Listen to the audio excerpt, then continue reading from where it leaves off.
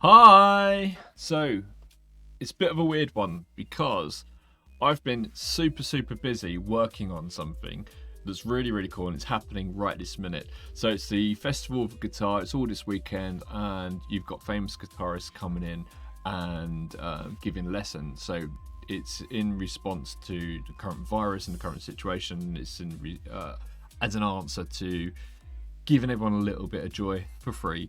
It's free tickets and all these sort of things. But that's why I've not brought you the news. So all the news from this week, which I haven't even got a clue what news there is or isn't, but that will happen next week. So what I'm giving you is a bit of a special today. So what we've done is last night I did an interview chat, whatever you want to call it, with the guitarist from Jamiroquai, a lovely guy called Rob Harris. So I'm going to add this on after I've stopped yapping on and let you watch that because it was really interesting. It was a lot of fun, and we've got Ian Edwards from Guitar Breaks as well, who's hosting the the festival is his baby. So crack on, watch it, and if you go in and sign up now, it's completely free, but you'll be entered into a draw to win one of 6 Boss pedals. You will get 5% off of Boss purchases through Tonepedia setup that we've got with them, so that's really cool. And you stand a chance of winning, I think they might be signed, but don't quote me on that, but some Vi albums. So they basically 5 albums in one of Vi, so your Passion Warfare and all that sort of thing. Very cool. But like I say, apologies for not doing the news this week. Go and watch this interview. It was a lot of fun to do. And there's a really terrible joke in there that's well worth watching. So I'll see you next week. So Rob, how did you kind of come involved? Well, I met Ian last year. I did one of his guitar breaks down in, where was it, Ian? We were in Farnham with Justin Sanderco. With Justin Sanderco. Yeah. And that was my introduction to Ian, and I really enjoyed it.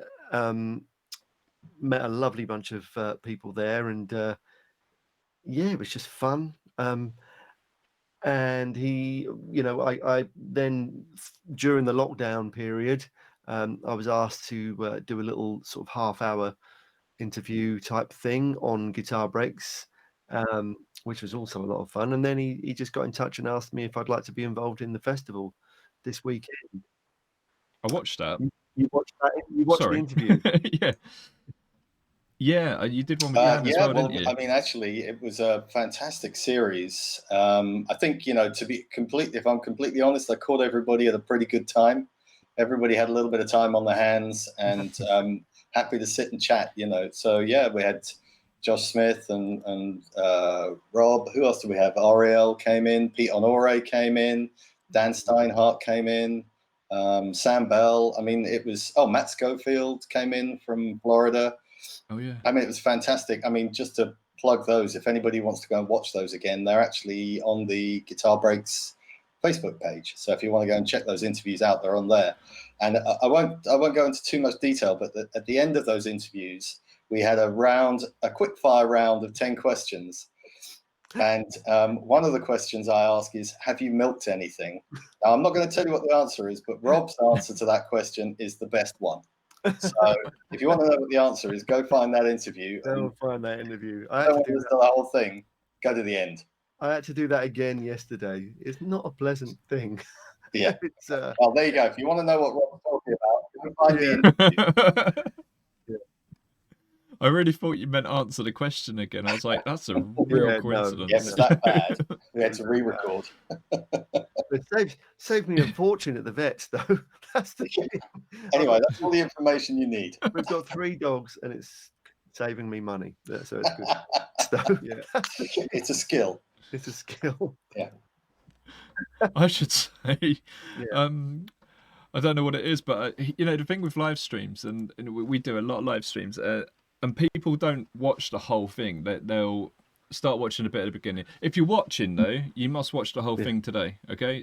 That isn't an excuse, right? But people, or else I'm coming for you.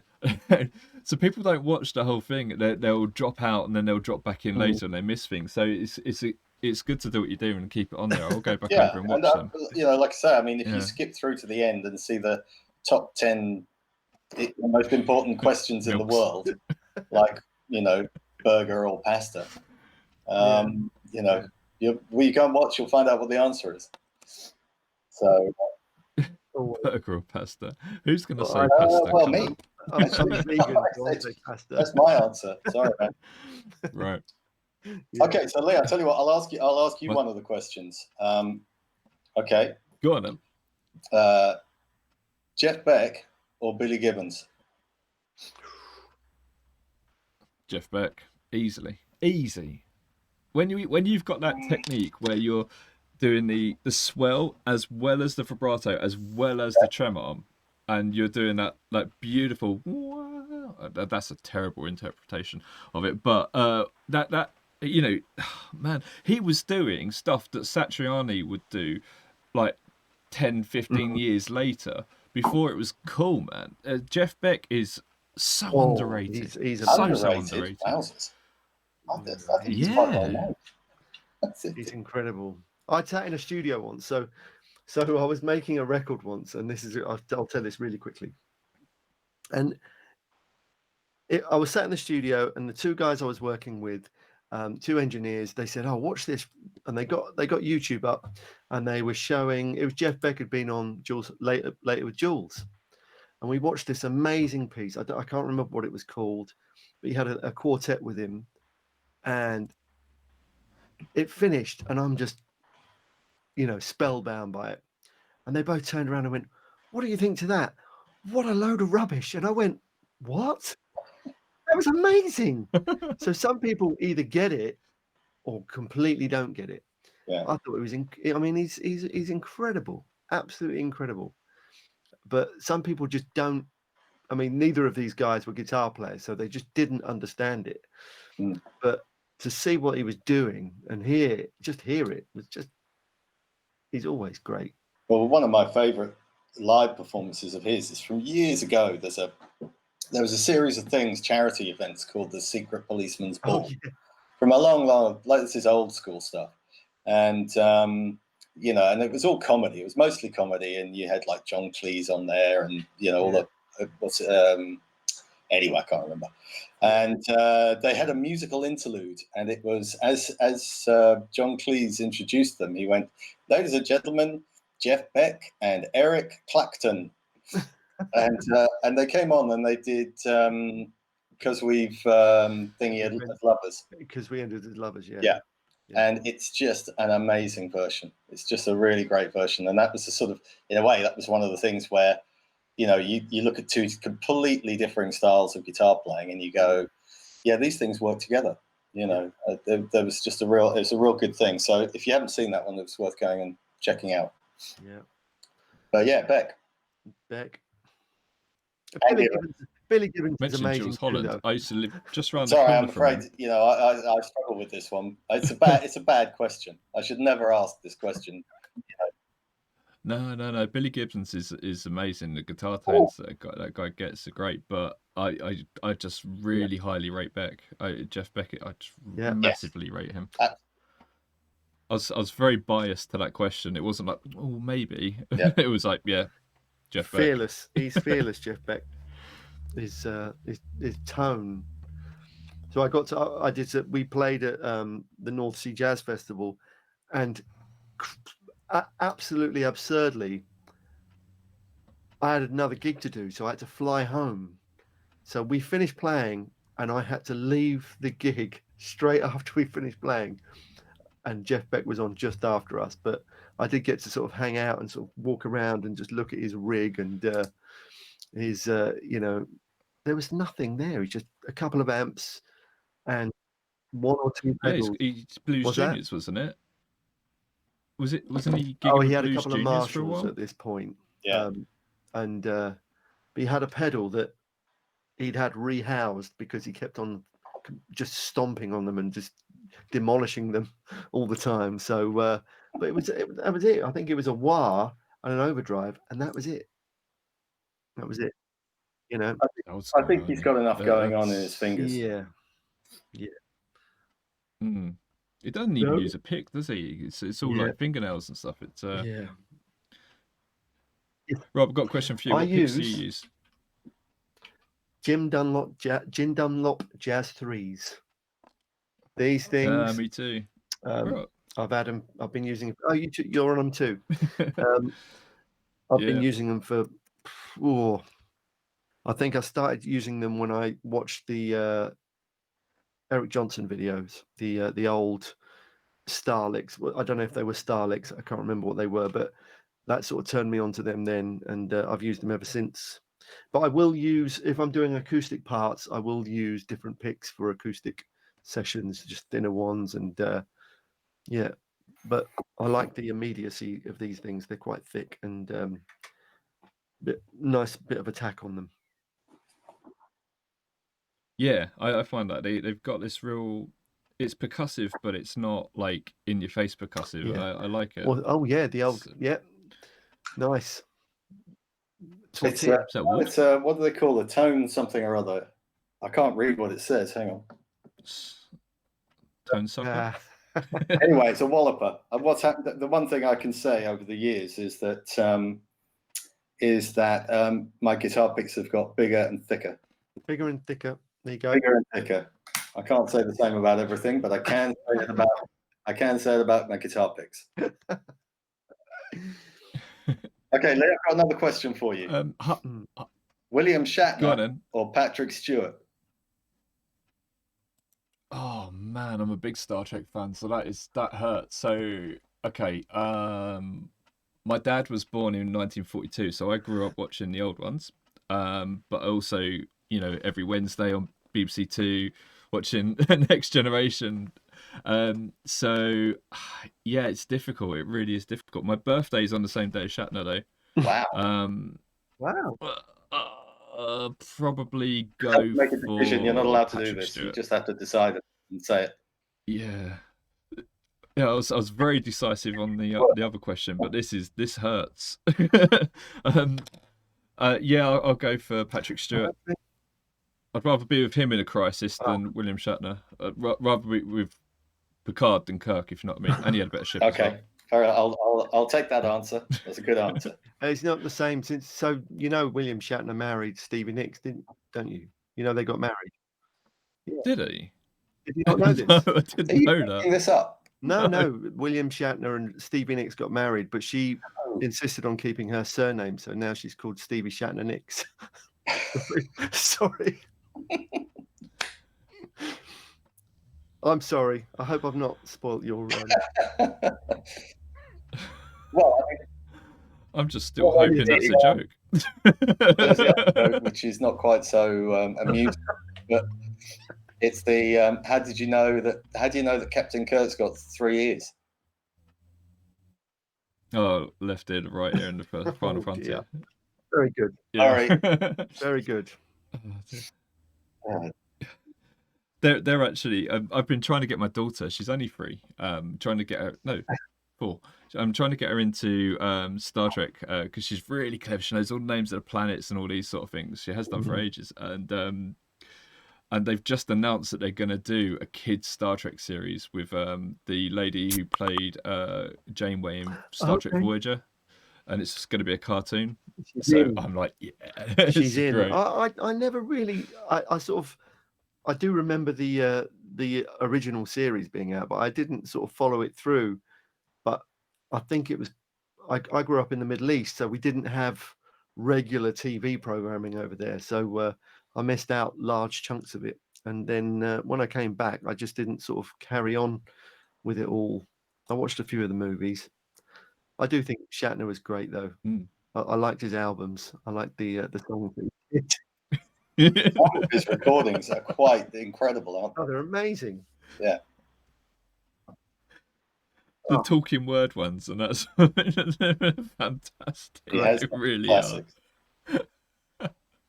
Sort of thing you play to the wife and pretend to be really enthusiastic about, and just to watch her impression, like her face. Yeah. Oh god. Okay, well, look, while we're on it, I'll ask you one more question before we get on to a serious topic. Okay. Go on. I've already asked all of these, Rob. I have to ask them of you, Lee. So here you go. If you could Okay. Hang on. Yuli. You're going Is he to here as well? form a rock tribute band. Would it be Zeppelin, AC/DC, or Guns N' Roses?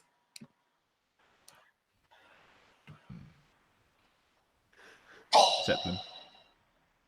I think that's what I answered as well, wasn't it? Yeah, I think so. Good. I think so. I couldn't say for sure. I'd have to go back and check, but it seems like the right answer, unless somebody disagrees, of course. You know, It'd have to be Guns N' Roses or Zeppelin. AC/DC, I'd get bored playing the stuff because it's good, but I like AC/DC a lot and I like them to listen to, but I'd get bored playing that's it. interesting because I think if I was actually going to go out and do it, I think I'd really enjoy playing in an AC/DC tribute band, because I just think getting that sort of, you know, simple but really tight, it's that thing where it's surprisingly difficult to get it right, and I think actually Zeppelin would just be difficult.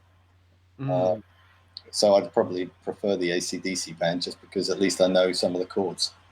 But I like how Zeppelin were tight, but they weren't religious about the way the songs were going to be. So when you watch back on the live stuff, it's like the same song, 4 different live takes are going to be very different. Yeah. No, like they were so tight as musicians together that they could do that, and it still sounded right. Well, they put out a few years back, a lot of years back, they put out a double live thing called "How the West Was Won," and that's got some pretty loose bits and bobs on there, but I mean it's just unbelievable. And there's a version of "Over the Hills and Far Away" on there, which he just does. I guess it's on a Les Paul. And the beginning is great. It sounds perfectly okay, but then when the band comes in, it is literally like an atomic bomb going off. It's so tight. It's just it's just an amazing thing. So definitely worth. But then again, you know, roll forward a couple of years when they'd split up and they did the unleaded thing with the orchestras and the different band lineup. It was just Page and Plant, really. That is really, I mean, all the sort of Arabic and Moroccan influences that go into some of that stuff is just amazing. Was that No Quarter? Yeah, I love that. It's such a good album. That's got like the best. That's got the best version of Kashmir that I think. I mean, I may be sacrilegious in saying this, but I think that's probably the best one I've heard. No, I really like that. Yeah, it's very, very good. I suppose you've got to be in the right mood for it, but I think also recording quality was better for that than it was for the earlier albums as well, because it was quite a few years on, wasn't it? Yeah, it was. But yeah. So should we talk about this lovely festival that you guys have worked so very hard on? Rob's been beavering away in his shed. I mean, in his studio. Sorry, in the shed. Sorry, Rob. The shed. People call my studio a shed as well, because it's at the end of the garden. I absolutely love it in here. Yeah, I got to say, one of the sessions. I haven't got the. You see, I should be a bit more organised. I should have the timetable in front of me. Hang on a second. One of the sessions that if you're going to miss anything, don't miss Rob's session, because we were running through it yesterday. I was going to say, make sure you miss Rob. Make sure you miss Rob. That one. If you're going to miss one, this is the one to miss. You don't want to come for that. It's not going to end well, I can assure you. Honestly, I thought that's where he was going with that as well. Oh, if you're going to nick off for Sunday lunch. Yeah. Here we go. No, Rob's on at. Actually, don't go for Sunday lunch because Rob's on at 12:30. Yeah. And but he's doing a session. Rob, you explain. So I'm doing a little thing where I do a lot of sessions. I do a lot of recordings for people. So I'm sort of taking a track that I've played on before, is one I made earlier, kind of thing, and I'm sort of breaking down the thought process of how I got to the finished article. So anyone tuning in can see me working on the session and recording the guitar parts and doing overdubs, and I'll talk about why I chose this, why I chose the guitar sound, and just the thought process that I might use on on any given session that comes through to my studio. So and yeah, of course there'll be plenty of time for people to ask questions, and I'll discuss the gear that I use, and just things like that, really. I think the thing, I don't know about the guys, I don't know about how many guys who are watching this do a lot of recording at home, but I think that the interesting thing is, if we can get the technology to work, Rob's going to share his screen, so you can actually see how the tracks are being laid down live, and sort of where the drums are, where the bass are. So so it's not only have you got the theory, the process of how you come up with the part and how you decide to generate the tone, you then also see the technical side of how you lay that down. And it's a really, for anybody who's into that kind of stuff, and I know especially over this lockdown, loads of people have been getting into it. This will be home recordings absolutely massive, and what this is a real insight how a true professional gets, first of all, sorry Rob, but how a true professional, why they get the gigs they get, because you described it to me really well once, about the when you come up with those parts, the little tiny parts, you said those are the parts that are going to be really high in the mix. If you just play the chords, they're going to be stuck away really, in the back end of the mix. But if you come up with something really interesting, that's going to be brought up, because that's bringing a kind of a melody, kind of a feel, a vibe to the track that just playing the chords isn't doing. It's looking for, finding, writing guitar parts that can act as a hook for the song, and I'll talk about that a bit, and then I can talk about supporting guitar parts. So it's just that, and also it's kind of breaking it down and explaining that it's not actually that complicated to do. The simpler the part, the more memorable it will be to the listener sometimes. So that's what I'll sort of discuss, and hopefully people will get something from that. I think what you're saying kind of hits home with myself a little bit, because I want to be able to play really, really fast and all the notes and do all the Satriani stuff, but I know my favourite solos are the more slow and melodic ones. And I'm like, I'm torn in this. This is what I want to play, but this is what I want to listen to, and that's what I want to sound like. But I still want to play like that. It is that thing of just. And I'm the same. I want to have my. I have been practicing lots over the lockdown and working on my chops, which is not something I've done for quite some time, actually, because in my working life, it's not the way I play. I'm playing parts. I'm touring. I'm playing the parts that the songs need, and when I'm touring, I might get 2 or 3 solos a night, and they're 16 bars, or maybe 32 bars sometimes, and sometimes they're set, so there's not, but it's the main thing that I do in my working life at the moment is session playing. So it is kind of problem solving. I'm talking. I'll talk about problem solving. How do I play a guitar part that stays out of the way of the vocal? How do I think of a sound that is going to fit with a keyboard pad? If there's nothing filling up the chordal area, should I reach for an acoustic guitar and lay down some chords to fill up that space? So especially nowadays when you're doing a lot of remote sessions, quite often you're having to do this stuff.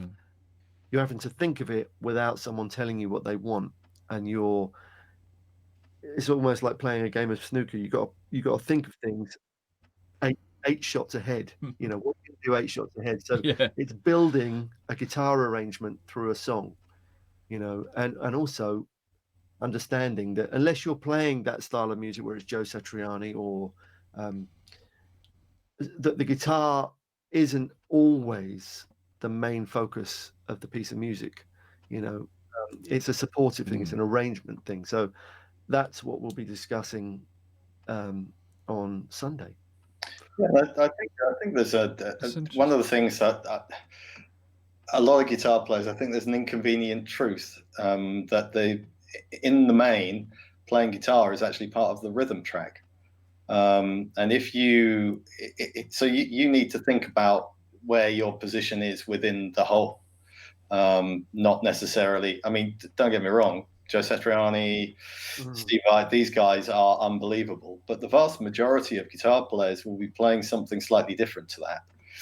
And when you get into the sort of stuff that Rob's doing, it's working fast, finding stuff that's going to become an integral part of the track that doesn't, stand out above something else that's going to upset somebody. And so there's a lot of really important skills involved in creating those kind of guitar parts. And when you hear someone like Rob doing it, I mean, he just makes it sound stupidly easy, which of course it isn't. So I think it's a really valuable skill. So I would encourage everybody at 12:30 to stop cooking lunch, don't go to the pub, and stay in and check Rob out and how to play your session guitar and how to record your session guitar. Make sure you get your time zone correct, because it's the clocks are changing as well. Oh yeah, it's a triple whammy. Without giving too much away, I've just had a message from Ariel Posen saying, "Okay, I can join now."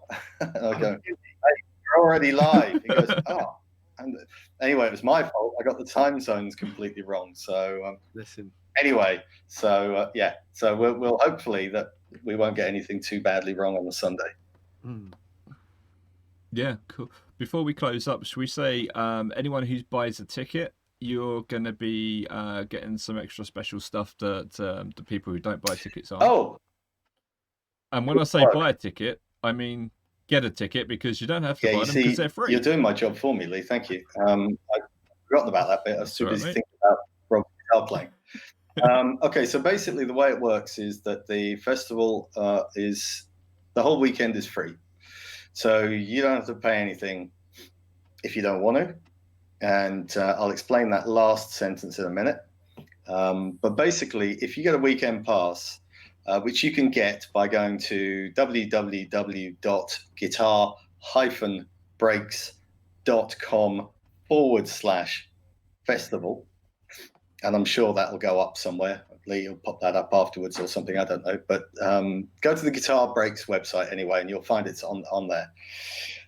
You just sign up for the weekend pass, and then what that does, courtesy of our lovely friends at Boss and Tonepedia, that allows you the opportunity to go to a specific page on the site. You'll get a discount code for 5% off any Boss products. So if you want to go and get one of those funky Dimension C pedals, nice, that Rob's just got for himself, and start practicing your Prince guitar parts, then that's how you do it. Now, Boss, because they're also fantastic people, they've donated 6 pedals, all different, and you can win one of those. But to be able to in with a chance of winning one of those, you need a weekend pass. And also, I don't want to give too much away about this, but I am going to drop a name. I've got 10 copies of Steve Vai's Naked Tracks, which is a 5 CD box of all of his awesome albums. I've got 10 copies of them, and they were given to me by Steve Vai. So they do have some lineage to them. And if you sign up to that, we're going to randomly give 10 away to whoever. We'll just run our finger down the thing and we'll do it that way. You just pointed no. So there's lots of benefits to doing that. What we are asking is there's a tip jar QR code, and there's a PayPal donation thing. And if you think that hanging out with unbelievable guitar players like Rob Harris and Josh Smith and Ariel Posen and Chris Buck and Sam Bell and Simon McBride and Mike Goodman, all these guys, if you think that that's worth a couple of quid, then we would very much appreciate a donation towards the event. And that's basically what's happening. And it starts at 10:45 tomorrow morning on the Guitar Breaks Facebook page. So don't delay, sign up today. So I've just dropped the link into the comments of all the different channels that we're on, because I'm efficient like that, you see. Very good. Okay. I've got a screen up there, so if you send me like, look, I'm not praying. Well, from here it looks like you're just staring up at Rob lovingly. Kind of, there's this sort of... Hi, Rob. Going, how many chins has Rob got? Yeah. I give too many secrets away, man. But that's why I grow a beard. Oh man, you and me both. Yeah. I'm not even supposed to have a beard. I've just been really lazy. Lockdown makes you so lazy with like things like beards and stuff, doesn't it? I would tell you the one thing about the next couple of days, what we are looking for. I don't know how many of the people who are watching have got passes or are coming along, but what we are looking for is some positive support and some love in the room for the guys who are doing this. And I'm hoping that what we're going to do is get a little bit of interactivity going on the Guitar Breaks YouTube channel. I've started a well, for want of a better title, we're calling it Guitar Breaks Introducing.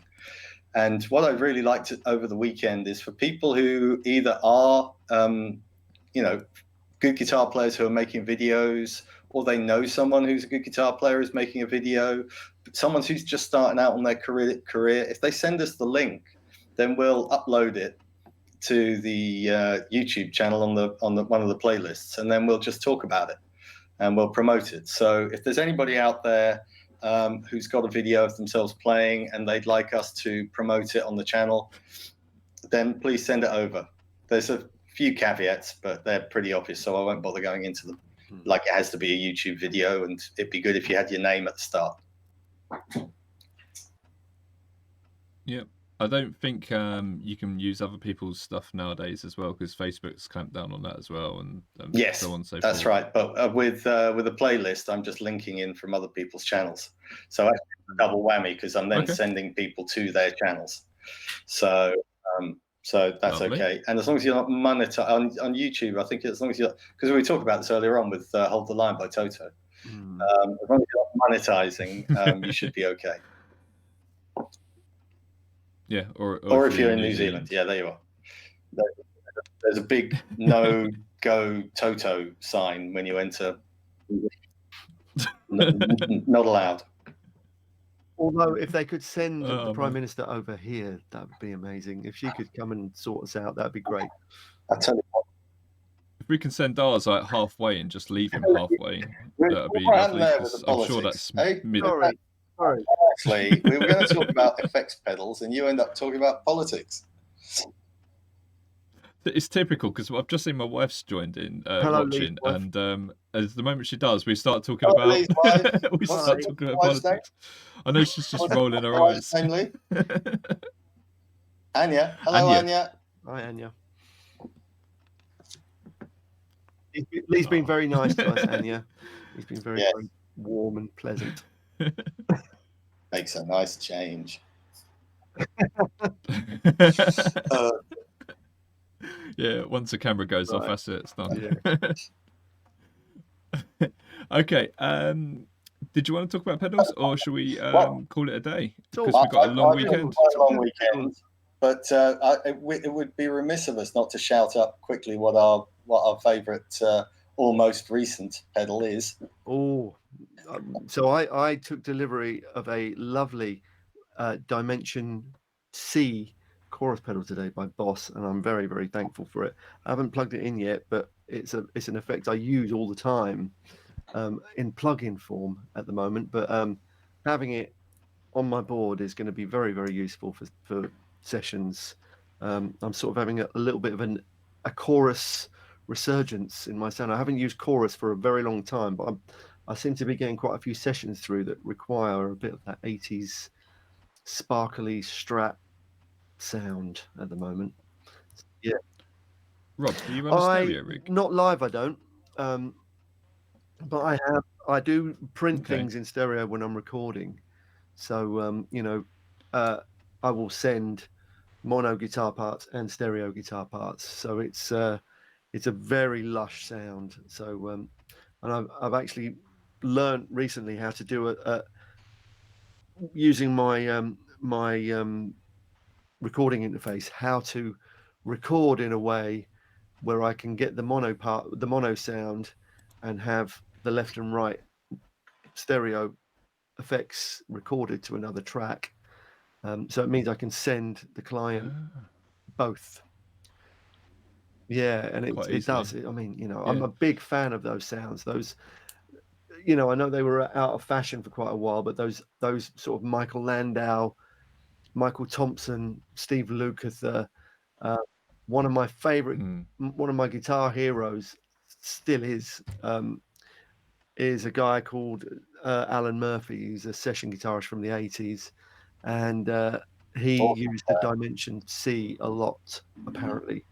And it's, it was normally a DI Strat with a parametric EQ and a compressor and a Dimension C.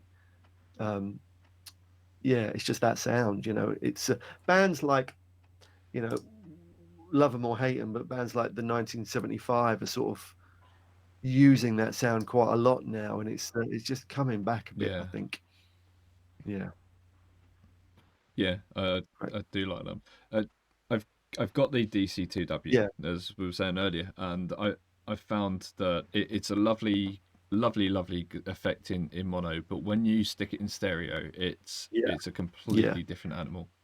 Absolutely, totally different. The textures, it's just, I found this, as I said, I found this workaround, and I'm just coming, I do noodle with pedals, and in my studio I work mostly with amps now, and I've got an amp switching system, so I can sort of just press a button and it changes from my Marshall to my my Princeton reverb, or my divided by 13. But I'm quite liking the idea of having I'm going to set up a little thing on my table, on my desktop, where I've got a few pedals that are patched in, not in front of the amp, they're coming after the amp, so I can sort of process after, just for recording processes, so I can send different, stereo effects to the client as well. Printed stuff, rather than leaving it to them to do once they get the parts. I can send them the finished sound.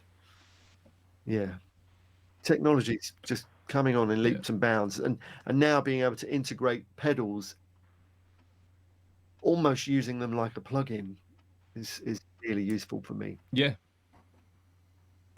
I've been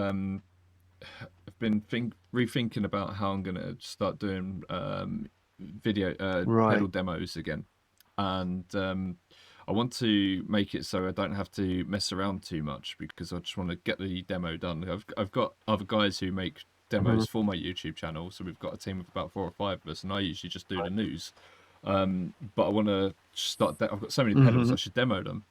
And what I'm thinking is, I've got the Cab M from 2 Notes, and they did an update on it recently. They've added a preamp and a power amp, and you can swap the different types of tubes out and these sort of things. So what I'm going to try and do is just record straight into that, because it's got the cabs in it as well, being 2 Notes, and then just run that straight into me into my computer, and hopefully that will be the whole shebang. And I'll be able to just sit here with this little box over here and the pedal, and just go, da, da, da, da, there's your demo. It's all good how this stuff is now connectable. It's I mean, I've got 2 pedal boards on the floor down here. Unfortunately, I can't show you, but I do. I just swap them in and out. I've got pedals sort of scattered around the room, and I just swap. I've usually got a space on my board that I need. I'll swap the vibrato in for a phaser or something, and swapping things in and out as and when I need them. Have you got the same one? I got this recently. So I use a Boss ES8 switcher. So it's like the G2 and all those sort of things. And this was a loop extender that I got from Bright Onion Pedals down in Brighton. And use the the control outs that you would normally send from your switcher to your amp to change Right. channels and that sort of thing, and you had 2 TRSs into here, and then it allows you to have 4 extra. Right. Four extra loops. But what I'm going to do is probably keep this, just keep a couple of jacks out of this, so I can add in an extra pedal just to test an Right. extra pedal here or there, because then I'll be able Yeah. to put it in wherever. So similar sort of idea, just to keep a space Yeah. on the board. Just kind of think, do I want that in there? Do I need? Yeah. That It's sort of idea. you know, it's an ever revolving door.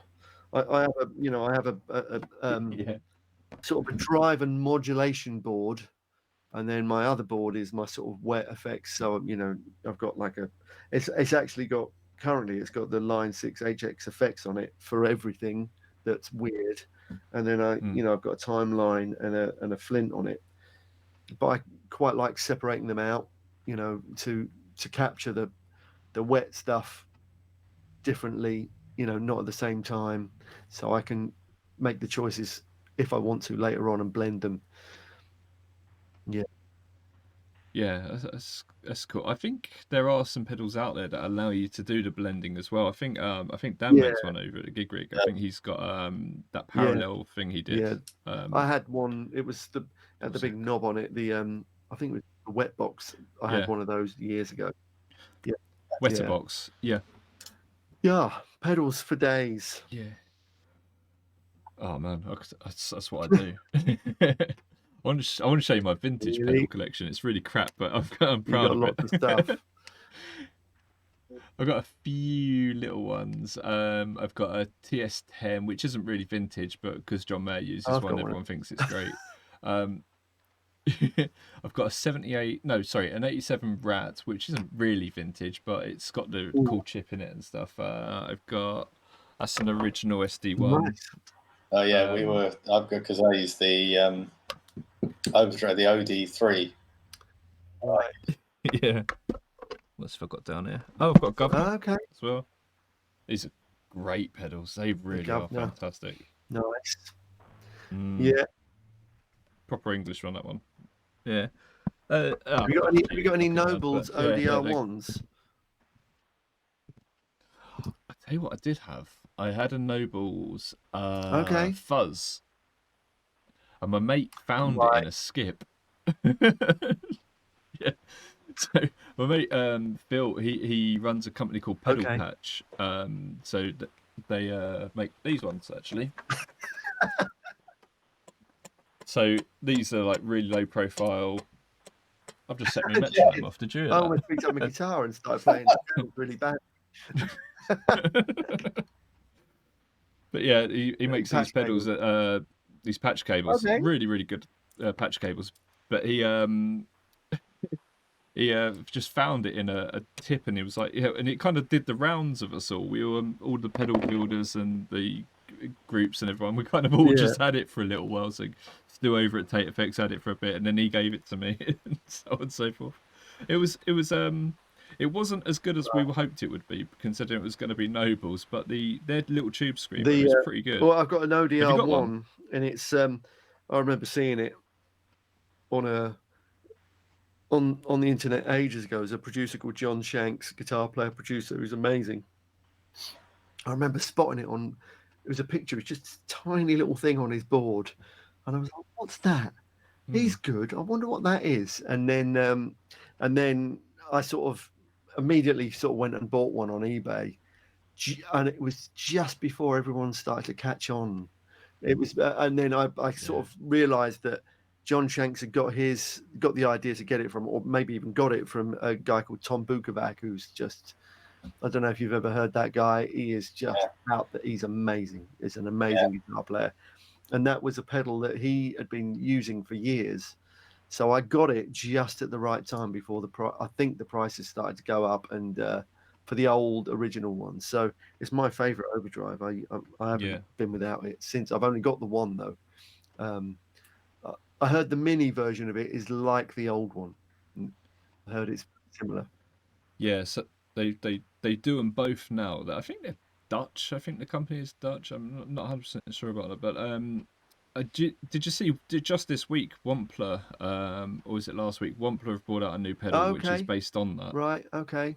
No, I've not seen that. I know Worth having a look. Vermurum have done one, and it's the Shanks ODR one, I think it's called, and I've got a Vermurum pedal, a Jan Ray, which is such a beautiful pedal, and they're so well made that I am tempted to sort of buy the Shanks one, but looking at the price tag on it at this current financial climate, and having just got married, I think I'll leave it for a while. Oh, thank you very much. Congratulations, Thank man. you. Yeah, it was about a month ago now, actually. Yeah, almost a month ago.